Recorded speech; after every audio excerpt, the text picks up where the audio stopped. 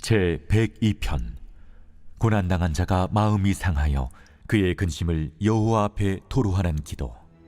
여호와여, 내 기도를 들으시고 나의 부르짖음을 주께 상달하게 하소서. 나의 괴로운 날에 주의 얼굴을 내게서 숨기지 마소서. 주의 귀를 내게 기울이사 내가 부르짖는 날에 속히 내게 응답하소서. 내 날이 연기같이 소멸하며 내 뼈가 숯같이 탔음이니이다. 내가 음식 먹기도 잊었으므로 내 마음이 풀같이 시들고 말라버렸사오며 나의 탄식 소리로 말미암아 나의 살이 뼈에 붙었나이다. 나는 광야의 올빼미 같고 황폐한 곳의 부엉이같이 되었사오며 내가 밤을 새우니 지붕 위에 외로운 참새 같으니이다. 내 원수들이 종일 나를 비방하며 내게 대항하여 미칠 듯이 날뛰는 자들이 나를 가리켜 맹세하나이다.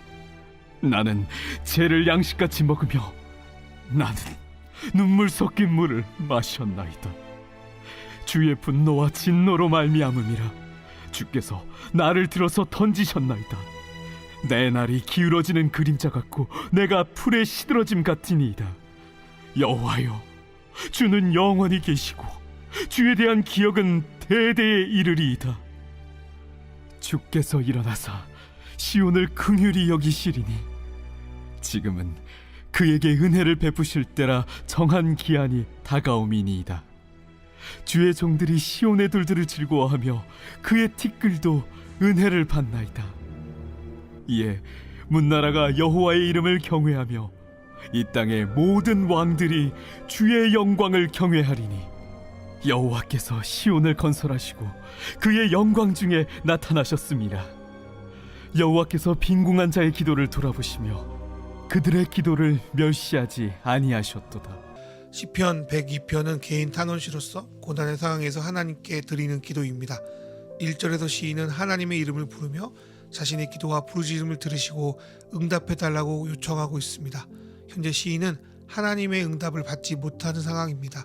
그분의 얼굴을 보지 못한다는 것은 마치 해가 구름 사이에 숨어서 나오지 않는 것처럼 그분의 임재 속에 누리는 평안이 없다는 것이며, 그분이 귀를 기울이지 않는다는 것은 주님께 상을 놓고 기도하여도 좀처럼 나아지지 않는 것을 의미하는 것으로 보입니다. 그러한 상황에서 하나님, 제발 당신의 얼굴을 보여주시고 내 기도에 귀를 기울여 주십시오라고 시인은 요청하고 있는 것입니다. 3절에서 7절은 자신의 상황이 얼마나 처참한지를 하나님께 토로하고 있습니다. 자신의 삶은 마치 장작이 불에 타 연기로 사라지는 것처럼 버겁게 보이고 뼈가 숯처럼 타는 것처럼 참으로 마음이 고통스러운 상황입니다.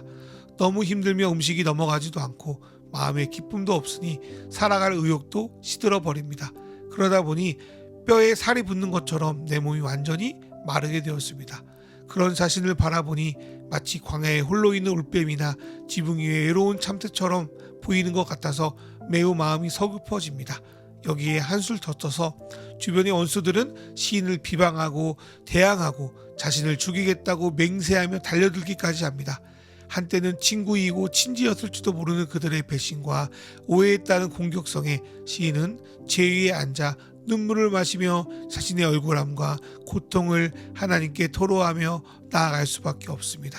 10절에서 시인은 아무리 생각해봐도 자신이 왜 이런 상황에 처했는지 이해가 잘 되지 않습니다.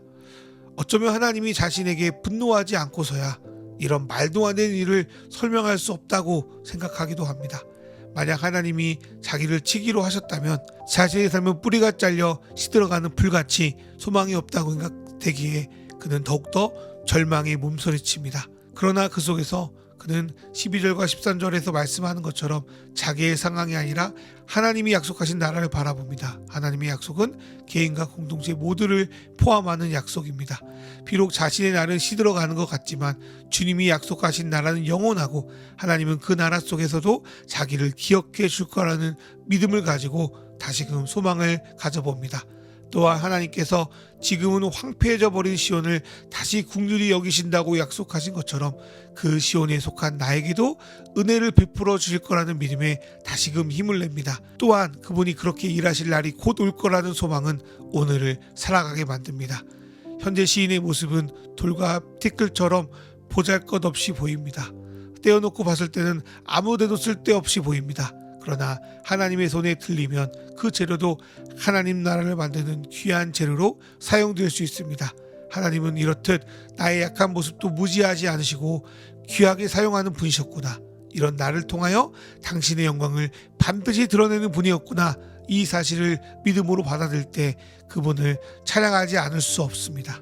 또한 시인은 17절에서 하나님은 아무것도 가지지 못한 빈궁한 자의 기도라도 들으시는구나.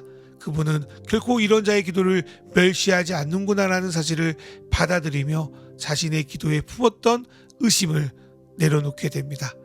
솔직히 거대한 세상 속에 나라는 존재는 매우 나도 초라하게 느껴집니다. 바람에 날리는 티끌처럼 우리는 상황에 따라 이리저리 흔들립니다. 하나님이 내 기도를 듣지 않으시고 나에게 관심도 없다는 느낌도 자주 드는 것이 사실입니다. 그러나 주님이 작은 티끌과 같은 나를 주님 나라 세우시는 귀한 재료로 사용하시는구나.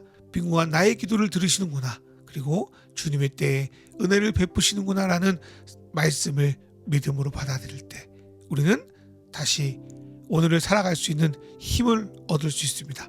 그렇게 믿음으로 고백하는 오늘 하루 되시길 바라며 하나님께서 우리의 기도를 멸시하지 않으시고 긍휼을 베푸시며 우리 삶을 가치 있게 여겨주실 것을 믿으며 찬양으로 나아가는 저와 여러분 되기를 간절히 소망합니다. 이 시간 주신 말씀 생각하며 기도로 나아가겠습니다.